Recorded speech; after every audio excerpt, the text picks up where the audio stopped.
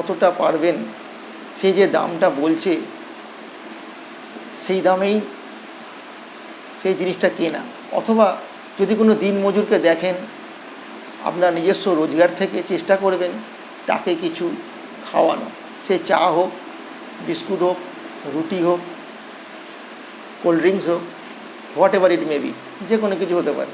আপনি চেষ্টা করবেন এই গরিব মানুষগুলোকে অথবা এই যারা লেবার ক্লাস গোষ্ঠী আছে এদের সহযোগিতা করতে, সেবা করতে। জানবেন এরাই মেনলি স্যাটার্নকে রিপ্রেজেন্ট করে। এদের আপনি যত সেবা করবেন তত আপনার স্যাটার্ন ভালো হয়ে যাবে। আপনি দেখবেন স্যাটার্ন আপনাকে পজিটিভ রেজাল্ট দিচ্ছে, কোনো নেগেটিভ রেজাল্ট আপনি আর পাবেন। এই কথাটা আপনি মাথায় ঢুকিয়ে রাখুন অবশ্যই, এটা জীবনে মানতে থাকুন, দেখবেন আপনি পজিটিভ রেজাল্ট স্যাটার্নের আস্তে আস্তে অবশ্যই আপনি পাচ্ছেন। আর একটা কথা মাথায় রাখতে হবে যে দেখুন, যারা 9 নম্বর আছেন, অর্থাৎ যারা 9 সংখ্যার মানুষ, অর্থাৎ যাদের জন্ম যে কোনো মাসের 9 তারিখে, 18 তারিখে, 27 তারিখে, এই 9 নম্বরটা রিপ্রেজেন্ট করছে মার্সকে, অর্থাৎ মঙ্গলদেবকে, এবং এই বছরটাও মঙ্গলদেবের বছর।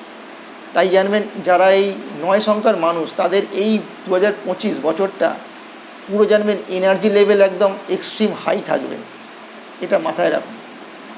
তাদের কাজের মধ্যে একটা গতি আসবে, একটা ফ্লো আসবে।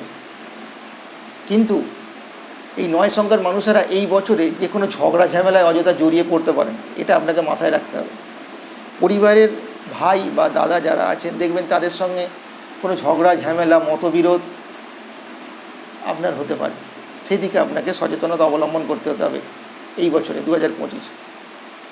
এছাড়া জানবেন জব হোক কি বিজনেস হোক অথবা কোনো এডুকেশন পারপাস হোক, যে কোনো জায়গায় এবছর যথেষ্ট ভালো যাবে এই 9 সংখ্যার মানুষদের। কিন্তু আপনাকে মাথায় রাখতে হবে always be cool, try to B কুল, এটা একদম মাথায় রাখতে হবে যে এই বছর মাথা গরম করলে চলবে না। আর কোনো জায়গায় যদি অযথা ঝগড়া ঝামেলা দ্বন্দ্ব দেখেন সেখান থেকে সরে যাবেন, ব্যাস, তাহলেই জানবেন এই বছর ভালো যথেষ্ট কাটবে।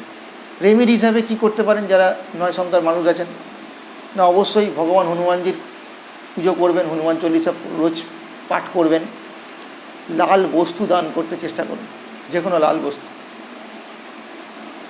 সে কোনো জামা কাপড়ই হোক কাউকে, অথবা কোনো খাবার হোক লাল কালারের। এবং চেষ্টা করবেন মঙ্গলবার দিন যদি দান করতে পারেন ভালো, আর মঙ্গলবার দিন নিরামিষ খাবেন। এই ছিল 1 থেকে 9 সংখ্যার মানুষরা যারা আমরা জন্মগ্রহণ করেছি এই সংখ্যাগুলোর মধ্যে, তাদের এই 2025 কেমন যাবে।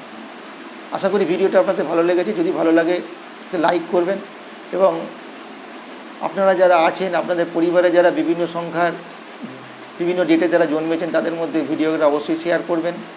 কোনো কমেন্ট করার থাকলে অবশ্যই আমাকে জানাবেন। সকলে ভালো থাকবেন। নমস্কার।